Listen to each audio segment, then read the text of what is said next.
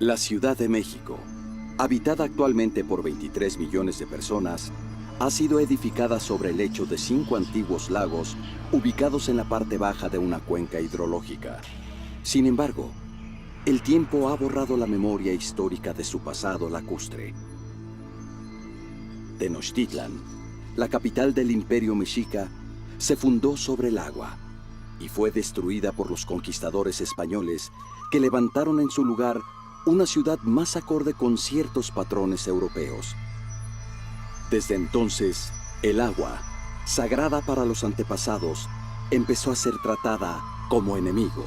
Así, a lo largo de 400 años, desaparecieron 1.100 kilómetros cuadrados de agua de la Cuenca de México, donde ha ocurrido una de las transformaciones ecológicas más radicales del planeta.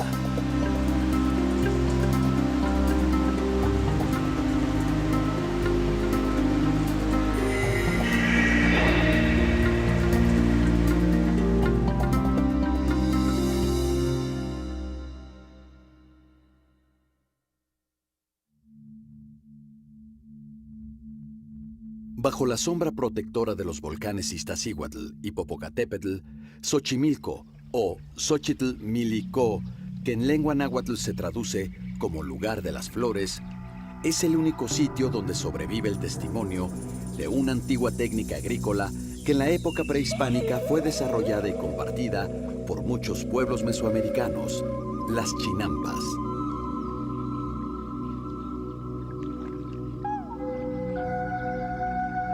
Esos islotes de alta productividad agrícola que durante siglos fueron la base del sustento para los habitantes de la Cuenca de México. La cultura lacustre existe todavía en las lenguas de los pobladores del sur de la Ciudad de México, Xochimilco, y de una parte de pobladores en el norte de la Ciudad de México, que es alrededor del lago de Zumpango. Estamos hablando de agua que todavía existe, producto de esa cultura que tuvimos de manera de hace muchísimos siglos. Xochimilco y su región lacustre, porque no solamente Xochimilco pueblo, sino son pueblos lacustres de la región de Xochimilco, que hablamos de Mixqui, hablamos de Tláhuac, hablamos de San Luis Tlaxcaltemalco, hablamos de San Gregorio Atlapulco, Santa Cruz Acalpisca, pueblos actuales, chinamperos, lacustres. El verdor cubre el agua y penetra en un interminable laberinto de ahuejotes, orgullosos rompevientos que conservan aún paisajes prehispánicos. Conocido también por sus coloridas trajineras, adornadas con flores y bautizadas casi siempre con nombres de mujer, Xochimilco, en su región lacustre, es la zona productora de hortalizas y flores más importante de la Ciudad de México. Se construía una chinampa en el interior del lago de Xochimilco, que era un lago con agua somera no muy profundo. Se delimitaba este rectángulo, porque las chinampas son rectangulares, arrojándole céspedes, plantas acuáticas y lodo y tierra de otros lugares más altos, y alrededor se le colocaban varas de ahuejote que después iban a ser árboles, y con eso se afianzaba el terreno, y así se construía una chinampa. Ya no se construye actualmente chinampas. Las que tenemos llevan ya muchos años o siglos ya construidas. Somos herederos de esos terrenos hasta la actualidad. Aquí lo que sembramos con otros compañeros es la lechuga y cilantro principalmente, pero hay otros compañeros productores que siembran apio, espinaca, calabaza, chile local de esta comunidad que se llama chile chicuarote, y las diferentes variedades de lechuga principalmente. La chinampa absorbe la humedad de los canales, del subsuelo de esta zona fangosa, y por lo que se le llama el principio de capilaridad, asciende el agua y es absorbida por las raíces de las hortalizas, y es lo que permite la producción permanente durante todo el año, incluso diciembre, y dependiendo de lo que se cultive se cortan entre 5 o 7 cultivos al año. Actualmente, el agua de los canales de Xochimilco proviene en gran medida de la planta de tratamiento del Cerro de la Estrella. Se trata de un proyecto piloto que está potabilizando aguas residuales para después inyectarla al acuífero. Recibe aguas negras del oriente de la ciudad que durante el proceso pasan por un reactor biológico que incluye la eliminación de materia orgánica, la sedimentación y clarificación. Después llega a una planta potabilizadora con distintos filtros donde se purifica y cae a un estanque con truchas que solo pueden vivir en agua limpia.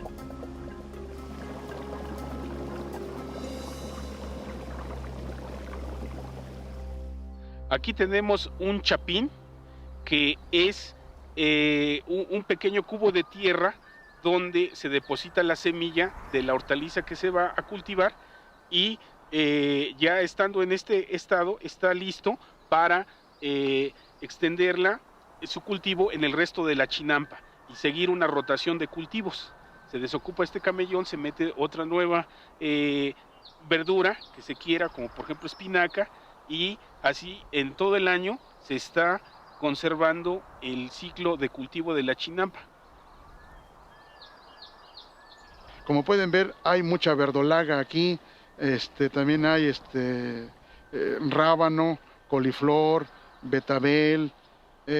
Por las condiciones ambientales ya no se da tanto. Vimos algunos maíces ahorita que pasamos por otras chinampas, pero al haber tanto crecimiento urbano en las mismas chinampas, por ejemplo el maíz o las plantas más comestibles no se pueden ya sembrar porque la gente se las roba. Pero todavía sigue siendo la chinampa un módulo de producir hortalizas o verduras para las comunidades de esta Ciudad de México.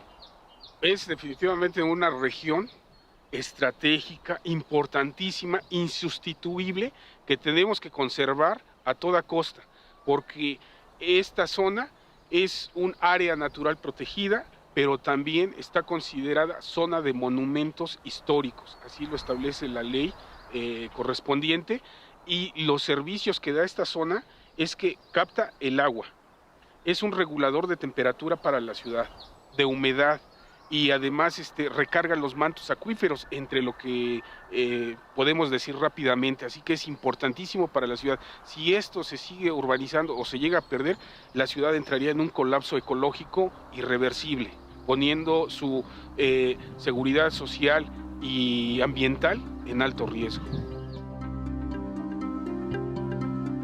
Con la pérdida de los lagos de la Cuenca de México, los canales de Xochimilco son el único lugar del mundo habitado por el Ambistoma mexicano, o ajolote, un anfibio con cola que pertenece al grupo de las salamandras.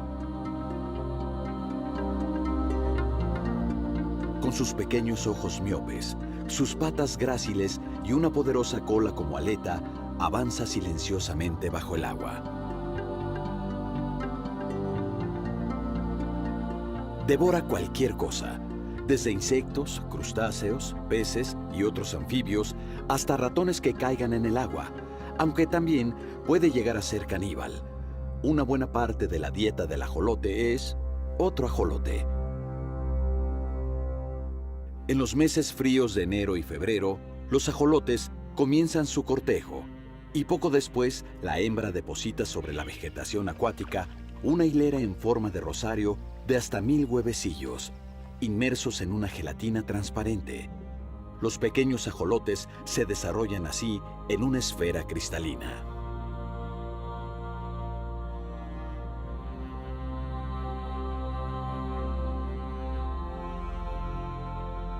Al nacer miden casi lo mismo que la uña del dedo meñique y se alimentan de pulgas de agua y otros microorganismos. En esta etapa también son presa y alimento de un sinnúmero de animales y contribuyen así al equilibrio natural del lago. Los ajolotes tardan cerca de 2 años en alcanzar su talla máxima de 30 centímetros.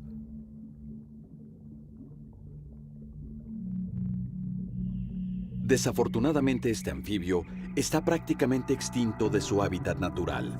Además de la contaminación y la reducción de su medio ambiente, en Xochimilco se introdujeron especies exóticas, voraces animales que al no tener a sus depredadores naturales, colonizan y aumentan sus poblaciones de manera alarmante. De esta manera han puesto en riesgo al ajolote y a muchas otras especies locales que ahora se enfrentan a nuevos enemigos.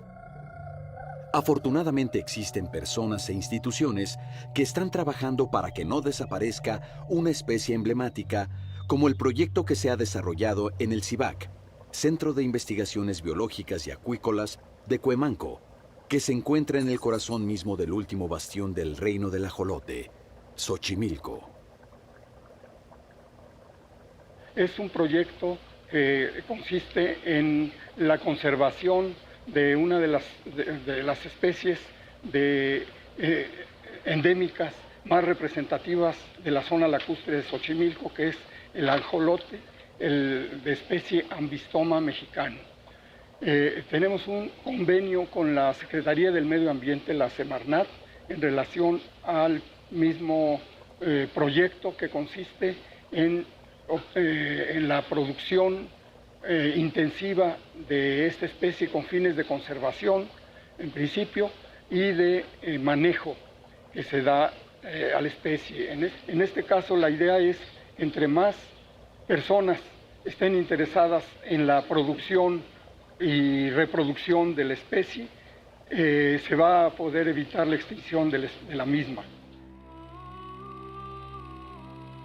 Hace menos de 500 años, en esta región había enormes lagos de 350 kilómetros cuadrados y a sus orillas 180 kilómetros cuadrados de chinampas y 750 kilómetros de canales. Hoy solo quedan 25 kilómetros cuadrados de chinampas y 140 kilómetros de canales. Pero aún así, se trata de un patrimonio lacustre único en el mundo. La preservación de la cultura de sus pobladores, de la zona lacustre y de las especies que la habitan dependerá de las acciones que se emprendan en el futuro.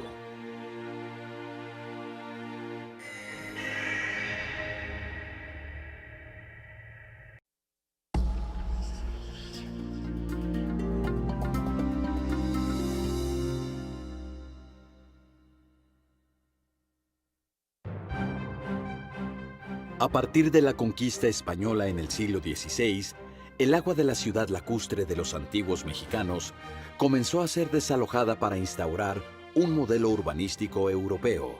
Y en el transitar de la historia, los habitantes de la Ciudad de México transformaron sus acequias en túneles, entubaron sus ríos para convertirlos en drenajes, y sobre ellos construyeron avenidas, viaductos y periféricos.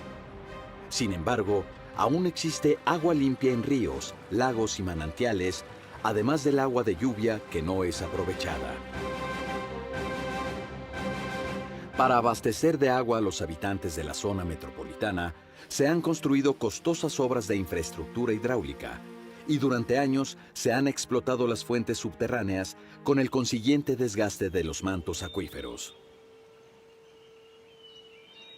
Es un sistema de acuíferos que están interconectados entre sí. Estos acuíferos, ¿de dónde se surten? Pues el agua superficial está ligada con el agua subterránea. Eso es algo como que no acabamos de entender ni las autoridades que dividen sus dependencias en una dirección de agua subterránea y una de agua superficial. Están interconectadas. Lo que llueve, la precipitación que tenemos, es parte de dónde se ha acumulado también el agua. También depende del tipo de suelo que tenemos y el punto es que esta agua la hemos estado extrayendo de manera más rápida que lo que se recarga. Esto es a lo que le llamamos la sobreexplotación de los acuíferos.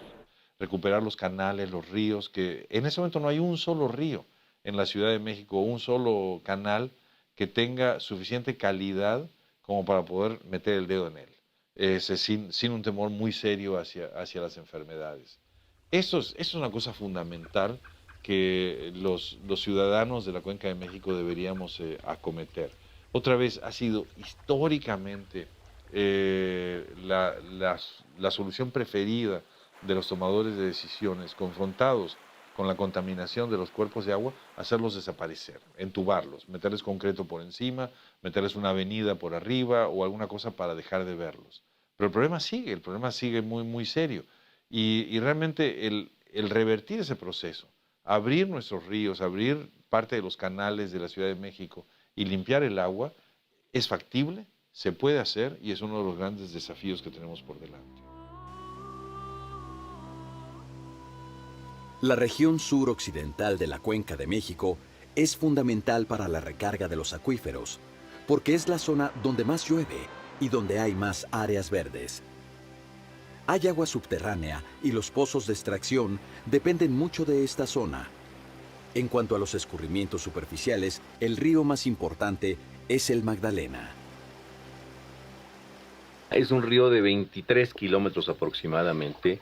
Nace en la cota 3900, prácticamente en las partes más altas de esa parte de la cuenca, y va a descender con agua blanca hasta lo que más o menos conocemos como el cuarto dinamo, que está en la cota 3100. Toda esa parte de 3900 a 3100, donde uno puede ver la cascada de agua en el cuarto dinamo, es agua blanca.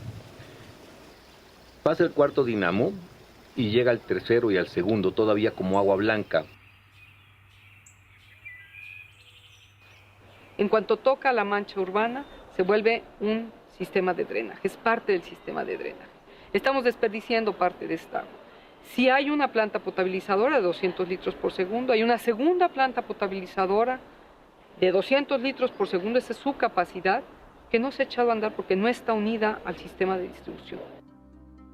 El agua entubada baja por la calle Río Magdalena, llega a la presa Ansaldo en el Pedregal, atraviesa la parte baja de Chimalistac y después la avenida Miguel Ángel de Quevedo. Al cruzar Avenida Universidad, el río Magdalena se abre nuevamente en la calle Francisco Sosa, donde se encuentra una capilla del siglo XVI dedicada a San Antonio de Padua. Actualmente el gobierno de la Ciudad de México y otras instituciones están trabajando en su rescate. Se está haciendo actualmente un proyecto muy importante para el rescate del río Magdalena, que consiste en, bueno, primero que nada, construir una serie de colectores en sus márgenes que nos permitan captar las descargas que se tienen y con ello evitar su contaminación. Y además, ya al final buscar su mejor aprovechamiento. El proyecto de Río Magdalena es un proyecto emblemático para la ciudad porque estamos hablando del último río que nos queda, por eso es tan importante su rescate. A partir de 2007, la Secretaría del Medio Ambiente del Gobierno del Distrito Federal, con la participación de organizaciones ciudadanas, ha trabajado en el Plan Maestro de Rescate Integral del río Magdalena y su afluente, el río Eslava.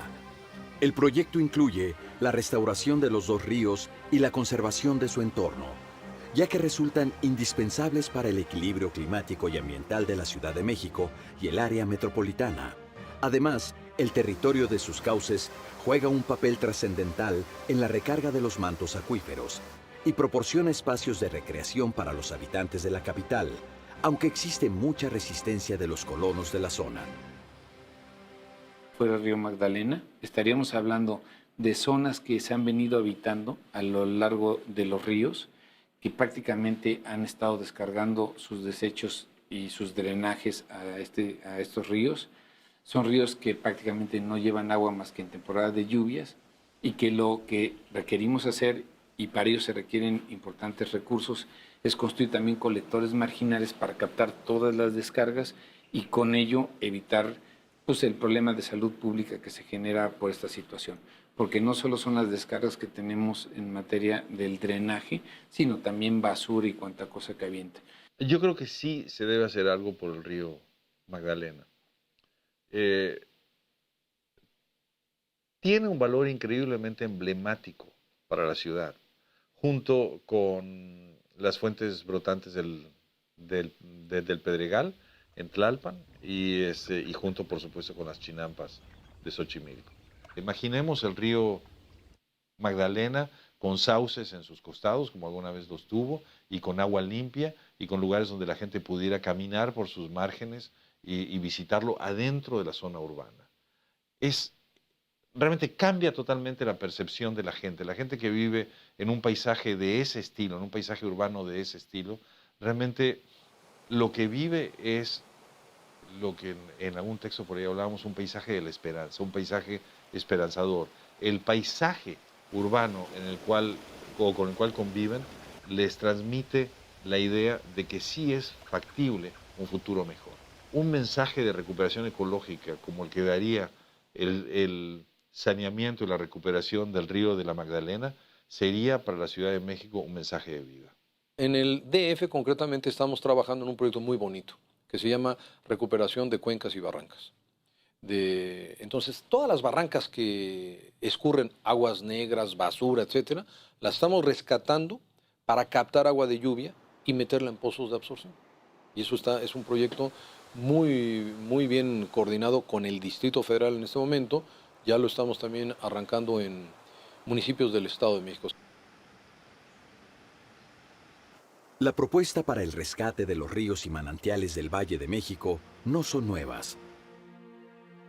A mediados del siglo XX, los ingenieros Fernando Iriart y Gerardo Cruikshank propusieron aprovechar el agua de algunos ríos como el Tlanepantla, el Tacubaya y el Magdalena para el abastecimiento de la ciudad.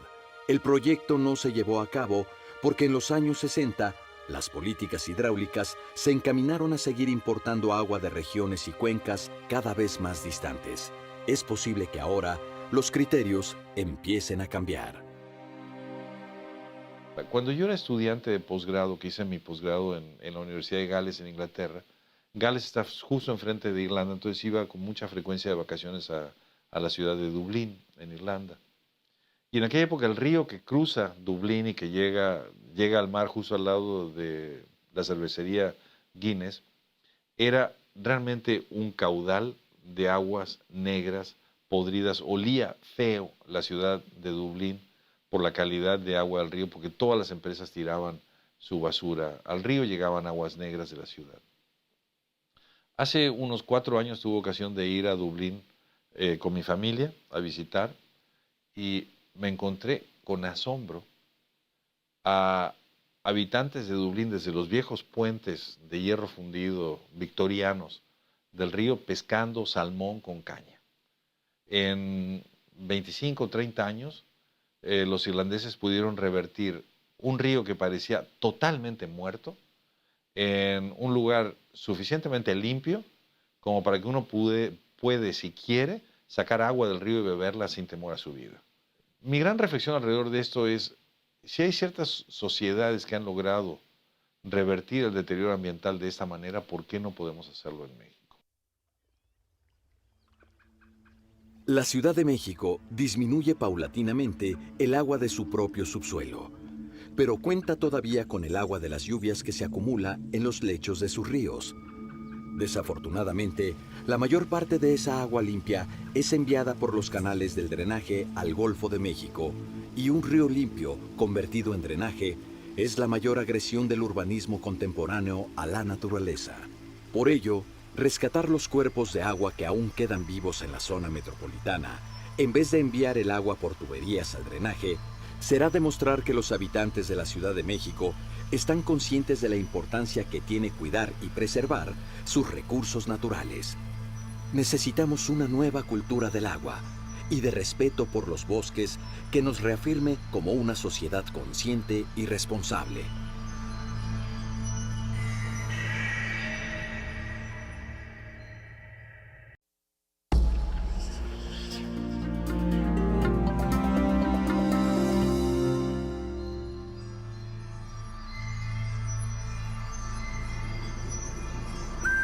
El lago de Texcoco fue uno de los 5 lagos que en el pasado conformaron el sistema lacustre de la Cuenca de México.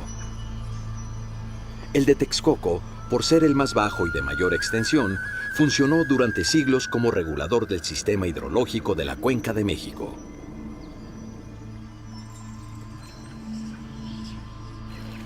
A la llegada de los mexicas al valle, el señorío de Texcoco formó parte de la Triple Alianza junto con Tenochtitlan y Tlacopan. En el siglo XV, Texcoco fue gobernado por Nezahualcóyotl, que además de poeta, fue el creador de obras hidráulicas que dividían aguas salobres de aguas dulces y también evitaban inundaciones. Cuando Moctezuma era el tlatoani de los mexicas, Nezahualcóyotl le dedicó estos versos. Donde hay sauces blancos, solo tú reinas. Donde hay blancas cañas, donde se extiende el agua de jade. Aquí en México se han levantado columnas de jade. En medio del lago se yerguen las columnas. Es el dios que sustenta la tierra y lleva sobre sí al Anáhuac sobre el agua celeste. Durante años, el lago de Texcoco fue el cuerpo de agua más importante de la Cuenca de México. Pero su paulatina desecación, en gran parte para evitar las inundaciones en la ciudad, trajo consigo que se formara una enorme extensión de tierras salitrosas. En los años 60 del siglo XX, enormes tolvaneras afectaban sobre todo a los habitantes del oriente de la ciudad. Sin embargo, durante la temporada de lluvias, se volvía a almacenar agua en el vaso del lago. Esta fue una de las razones por las que se creó el plan Lago de Texcoco.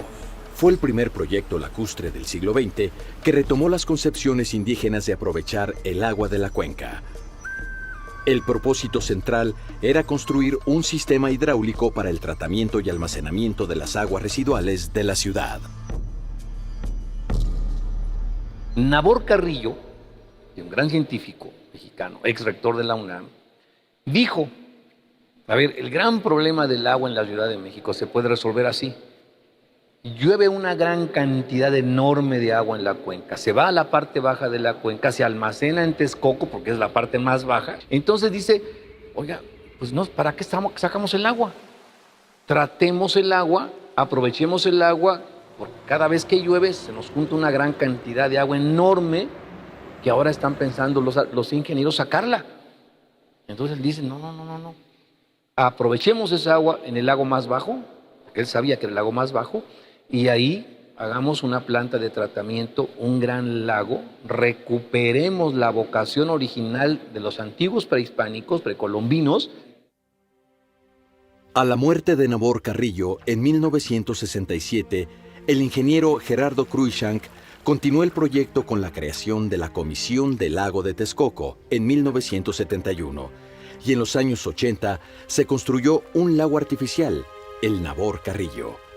Tiene una superficie de 1,000 hectáreas y una capacidad de almacenamiento de 36 millones de metros cúbicos de agua tratada. Al lago y sus alrededores, donde existen otros más pequeños habitados por especies residentes, llegan durante el invierno miles de aves migratorias. Al mismo tiempo, el lago de Texcoco ha sido convertido en un sistema distribuidor de aguas residuales del Gran Canal del Desagüe, el drenaje profundo y el túnel emisor oriente. Estas aguas son encauzadas hacia el estado de Hidalgo y a la nueva planta de tratamiento más grande del país que se construye en el municipio de Atotonilco. Este sistema resolverá el problema del desalojo y tratamiento de aguas negras. Retomando las premisas de Nabor Carrillo de recuperar el lago de Texcoco, el proyecto México Ciudad Futura, desarrollado por los arquitectos Alberto Kalach, Teodoro González de León, Gustavo Lipkau y Juan Cordero, propone una vuelta a la ciudad lacustre. Es un proyecto que se inicia desde, vamos a decir, desde la sociedad, por un grupo de científicos y técnicos para dar alternativas a los problemas que aquejan a nuestra ciudad. Entonces, básicamente se inicia con estudios separados de diferentes áreas de la ciudad hasta que integramos un grupo que se aboca a exclusivamente y durante un periodo muy largo, ya llevamos más de 15 años trabajando en este proyecto, a dar soluciones a problemas que muchas veces desde el sector público no se han resuelto. La zona del Paso de Texcoco es una zona muy extensa, muy cerca del centro de la ciudad. Es una zona de casi 15,000 hectáreas que no ha sido invadida por el desarrollo urbano ni por asentamientos irregulares, y es territorio muy vasto que puede ser rescatado y puede transformar de manera importante el futuro de la ciudad. Entonces decidimos que el rescate del lago, que representa, el área del lago representa aproximadamente el 8% del área total de la metrópolis, podría tener un impacto significativo en el total de la metrópoli. El proyecto México Ciudad Futura se propone crear un gran espacio público con vialidades de acceso, islas a manera de chinampas, plantas de tratamiento de aguas residuales, zonas de reserva ecológica y espacios lacustres para actividades acuáticas y recreativas. El proyecto se basa primordialmente en la rehidratación de los lagos, que como tú sabes, al estar esta zona en la cota más baja de la cuenca y estar conformada de arcillas, los lagos se forman naturalmente. Entonces, lo que tenemos que hacer es aprovechar la fuerza de la naturaleza y trabajar con ella y no en contra de ella. ¿Cómo? Preservando las zonas de infiltración, que son nuestros bosques. Como decía el ingeniero Cruikshank, los bosques son nuestra fábrica de agua. Entonces, preservando los bosques, reforestando las sierras e impidiendo que siga creciendo la ciudad hacia las sierras. Al recibir más agua de la que se extrae, se podría lograr un acuífero más saludable. Al mismo tiempo, para la rehidratación de los lagos, se usaría agua tratada y reciclada. Tendríamos un clima con mucha más humedad relativa, menos partículas suspendidas, se generarían fenómenos de brisa y terral por la diferencia de temperaturas entre los cuerpos de agua y la ciudad. Y por último, la humedad en el ambiente reduce los picos, las altas y bajas en la temperatura. O sea, tendríamos un clima más templado. No es algo que estamos inventando, es algo que se viene haciendo en el mundo civilizado desde hace muchas décadas. Entonces, creo que es urgente que lo hagamos en nuestra ciudad. Es más que urgente, es imperioso echar a andar estos proyectos para tener una ciudad viable. La zona federal del lago de Texcoco está situada entre la zona urbana más densa del Valle de México y las regiones semirurales que se extienden hacia el oriente. Con el propósito de recuperar el espacio y convertirlo en un nuevo paisaje urbano que combine la naturaleza con la infraestructura, el arquitecto y urbanista Iñaki Echeverría ha proyectado el Parque Ecológico Lago de Texcoco. Toda la tesis de cómo surge esto y cómo se demuestra es a través del lago Navorcarrillo. O sea, el lago no es un cuerpo que recupera espacio de agua, es una maqueta de estudio en donde hacen un testeo, una prueba, una serie de exámenes, digamos, de cómo se comportaba el suelo, si simulaba las condiciones de lo que estábamos haciendo en la ciudad, que era drenar el valle y además meter más agua, ¿no? Digo, meter más peso. Una vez que se demuestra que esto es cierto, bueno, pues lo que es un poco triste es la solución que se adopta, que es básicamente la misma que se viene ejerciendo desde la conquista, que es esta relación muy de amor-odio con el agua y se saca del valle, ¿no? El proyecto ha sido desarrollado por un grupo interdisciplinario de trabajo que incluye a biólogos, ingenieros químicos, paisajistas, ecologistas, urbanistas.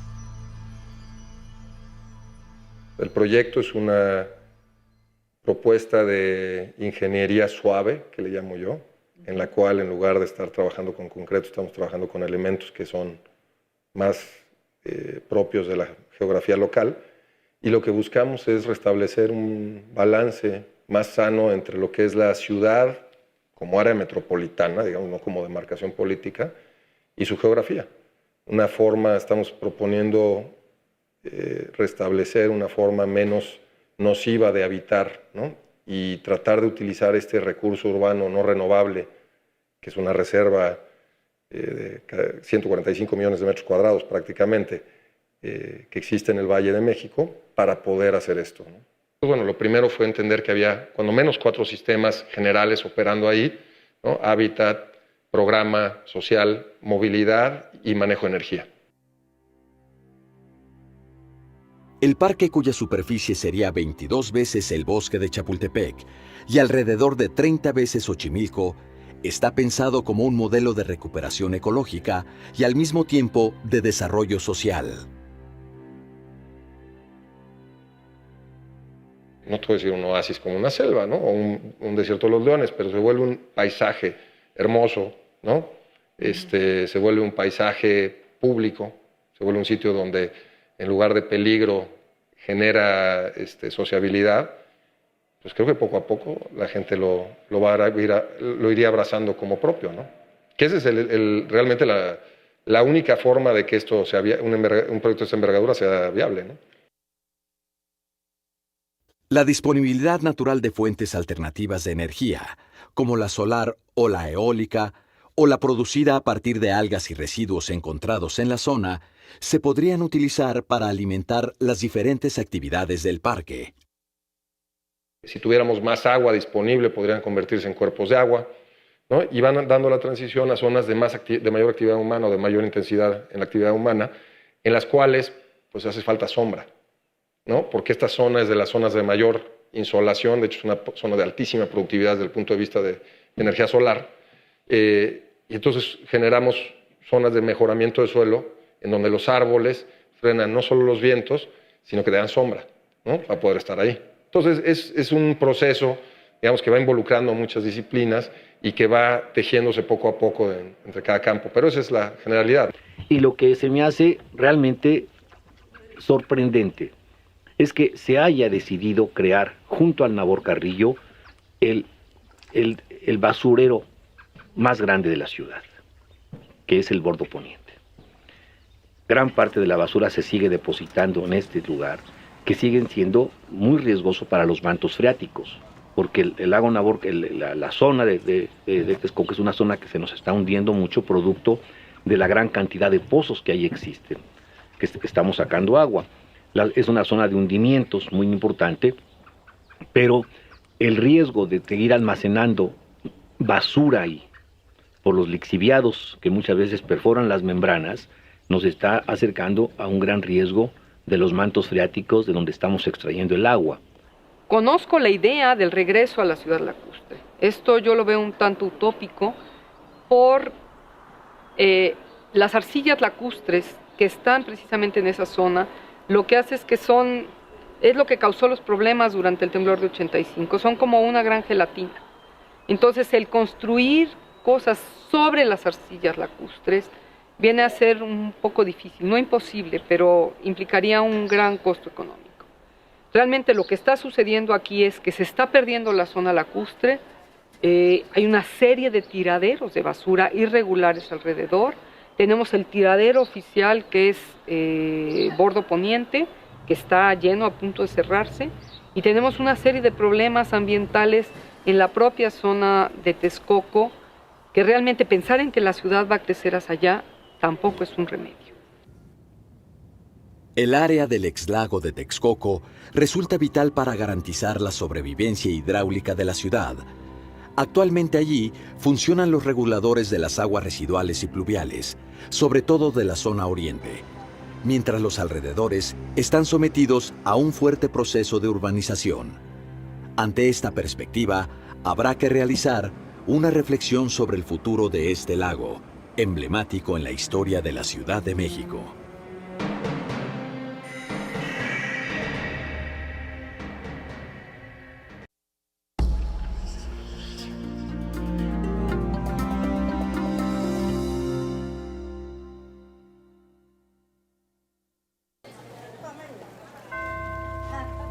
El Valle de México es una cuenca cerrada, un área en el altiplano mexicano rodeada de montañas. Durante decenas de miles de años, el agua que escurría de las partes altas se acumulaba en el centro del valle, donde se formó una zona lacustre. En las riberas de los lagos se asentaron grupos humanos, y surgieron civilizaciones que mantuvieron el equilibrio ecológico de los humedales, lagos y bosques.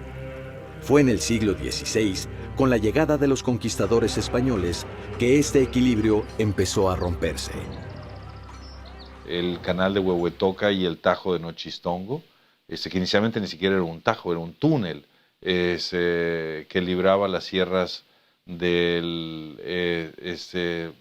las sierras del norte de la Ciudad de México, yendo hacia Hidalgo, y por ahí se empezó a drenar la Cuenca de México hacia el río Tula. Después ha habido muchísimos otros esfuerzos. Durante el Porfiriato se construyó el túnel de Tequisquiac, que fue otra obra de ingeniería para continuar con el desecamiento de la cuenca. Y en el siglo XX, a partir de la década de los 60 hasta la actualidad, con la construcción del sistema de drenaje profundo. En resumen, en este momento la Cuenca de México ya no es una cuenca cerrada, es una cuenca abierta. El agua que llega a la Cuenca de México se escurre a través de esos sistemas. Al comienzo del siglo XXI, las áreas urbanizadas del Distrito Federal, los municipios conurbados del Estado de México y uno de Hidalgo ocupan el 16% de la Cuenca de México, y en esta área se concentra aproximadamente el 25% de la población del país. El crecimiento explosivo de la población ha hecho que tengamos una influencia tanto en la flora como en la fauna, como en lo que ahora llamamos los servicios ecosistémicos, que son las cosas que la naturaleza nos da gratuitas, como es agua, aire de buena calidad, el tener un ambiente sano. Esto lo hemos ido perdiendo, sobre todo en los últimos 50, 30 años. El agua que abastece a los habitantes de la zona metropolitana proviene de otras regiones. Los mejores suelos han sido ocupados por construcciones o vialidades, y el acuífero subterráneo se ha hundido en algunas zonas hasta 10 metros. La cuenca va a continuar un acelerado proceso de deforestación, producto de la urbanización de sus periferias urbanas, que son muy aceleradas. Hay una visión parcial, porque la Ciudad de México tiene varias visiones, y una de ellas está impulsando urbanizaciones en las periferias que están haciendo mucho daño en la reducción de las áreas verdes y las áreas agrícolas y las áreas boscosas, que están ya prácticamente amenazando incluso las zonas protegidas y los bosques naturales que ahí tenemos como una gran riqueza patrimonial. Entonces la Comisión Nacional del Agua tiene un pleito, una lucha diaria por la mala planificación del crecimiento de las ciudades en general, pero fundamentalmente en el Valle de México. El valle, que era un lago y que eran zonas de bosques y de montañas, está convertida en una gran plancha de asfalto y de cemento. Entonces tenemos un doble problema: no se recarga el acuífero, y cuando llueve no podemos manejar los volúmenes tan grandes de agua de lluvia. Entonces aquí la fórmula es muy simple: hacer más permeable el sistema, utilizar concretos permeables, permitir mayores áreas verdes, no invadir los bosques, respetar lo que queda de bosques de la ciudad y, de ser posible, recuperar áreas boscosas para recuperar el acuífero. Lo que tiene que ver con conservación de zonas boscosas, por ejemplo. El uso del suelo es una contraposición. O tenemos bosque o tenemos una vegetación natural en las zonas, o lo que tenemos es un crecimiento, primero agrícola, y en algunos casos pasa de agrícola a urbano, o en algunos casos es directamente urbano. Entonces lo que estamos haciendo es perdiendo parte de la cobertura vegetal, parte de lo que la naturaleza nos está brindando, como es, por ejemplo, el escurrimiento de agua, la recarga de acuíferos, un aire de buena calidad, condiciones mejores para vivir, como es un microclima, por ejemplo.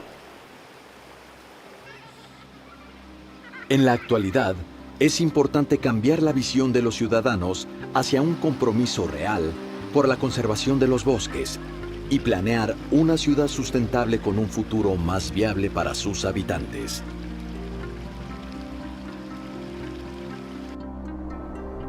En la ciudad de Saltillo, Coahuila, un grupo de ciudadanos se dio cuenta que sin la Sierra de Zapalinamé, la ciudad de Saltillo no tendría agua. Y la Sierra de Zapalinamé, poblada de bosques, está bajo un impacto muy fuerte, hay empresas que quieren construir zonas habitacionales y comerciales.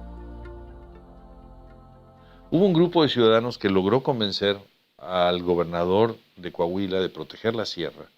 Y lo más impresionante, lograron convencer a la Comisión de Aguas de poner en la tarifa del agua un monto adicional voluntario, que si la gente quiere lo paga y si la gente no quiere no lo paga, para la conservación de la sierra de Zapalinamén. Lo que nos muestra el movimiento de Zapalinamén-Saltillo es de una ciudad entera que es capaz de darse cuenta que obtiene su agua del medio ambiente y que si no conservan el medio ambiente se van a quedar sin agua, y toman acciones concretas para proteger eso. Y lo han hecho y lo siguen haciendo con muchísimo éxito. Ese es uno de los grandes desafíos de la Ciudad de México. A lo largo de la historia de la ciudad, la naturaleza lacustre ha sido desplazada casi en su totalidad por las decisiones modernizadoras de construir obras más pensadas para el desalojo del agua y menos para su retención y aprovechamiento. Al mismo tiempo, a partir del año 2000, territorios metropolitanos de Hidalgo y el Estado de México se han llenado de fraccionamientos habitacionales. Estas nuevas urbanizaciones podrían convertirse a mediano plazo en un factor de riesgo hidráulico, debido fundamentalmente a la saturación de los conductos del drenaje de la ciudad, específicamente el Gran Canal del Desagüe, a donde se canalizan sus aguas residuales y pluviales. Además, esas nuevas urbanizaciones requieren del abasto de agua potable que cada día es más complejo distribuir desde las cuencas lejanas. El debate sobre la nueva visión del agua es que dejemos en paz esas cuencas y que tomemos el agua de la propia cuenca de México. ¿Cuál agua?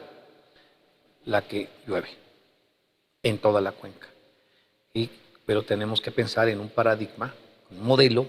Paradigma es un modelo que pueda vincularnos a esa visión a través de las obras hidráulicas que se requieren construir de aquí a 30 años, que no sean solamente túneles para sacar agua revuelta limpia con negra, sino que obras hidráulicas que nos permitan almacenar el agua de lluvia para que no vaya a los drenajes y se saque por los túneles a el Golfo de México.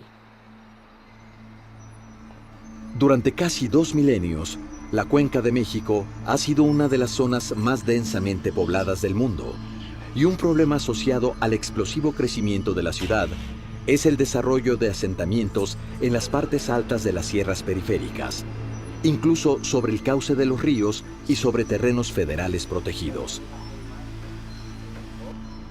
La basura y los escurrimientos con altos contenidos de sedimentos provocan problemas de salubridad y contaminan las zonas de recarga de los mantos acuíferos. Ahora, al comienzo del siglo XXI, una de las prioridades para mejorar la vida en la cuenca es proteger las montañas. Una de las cosas más importantes es proteger, ya sí, pero como prioridad número 1, lo que nos queda de montañas alrededor de la cuenca. Segundo, mejorar las áreas verdes y las zonas de recarga. ¿Cómo se puede hacer eso? Redensificando la ciudad. Si vemos los datos de INEGI, en la Ciudad de México se está dando una cosa increíblemente curiosa, que es la población del Distrito Federal no parece estar aumentando mucho ya, y de hecho hubo varios años que pareció estar disminuyendo, que disminuyó la población del Distrito Federal, pero la mancha urbana sigue aumentando. La ciudad sigue creciendo hacia Santo Tomás Ajusco, hacia Milpa Alta, hacia Santa Fe, hacia Contreras, hacia Tarango, hacia el Desierto de los Leones, etc. La ciudad se expande espacialmente y mientras parecen aparecer grandes agujeros en el centro de la ciudad de abandono y deterioro urbano. La colonia Guerrero, por ejemplo, que no se ha podido recuperar después del temblor del 85, ya son, ¿cuántos son? 25 años, es un ejemplo muy notable de eso. Necesitamos desesperadamente una redensificación urbana, llevar a la población nuevamente a áreas vivibles adentro de la ciudad y recuperar las áreas verdes, tanto adentro como en la periferia de la ciudad, no solo por la calidad de vida de las áreas verdes, sino por lo que representan como zonas de recarga. La ciudad continuará su irremediable crecimiento y expansión urbana. Ante este inevitable camino, lo único que nos queda para salvaguardar el patrimonio lacustre de la Ciudad de México es volver los ojos a la naturaleza. Urge por ello una profunda evaluación de las actuales políticas hidráulicas con el propósito de incorporar en ellas la necesidad de restaurar y proteger sus ríos vivos y sus bosques, de tal manera que empecemos nuevamente a recuperar la armonía entre el hombre urbano y la naturaleza que lo rodea. Hay que volver la mirada hacia nuestro pasado, cuando los habitantes de esta región mantenían una estrecha e indisoluble relación con su entorno lacustre y supieron vivir sobre el agua.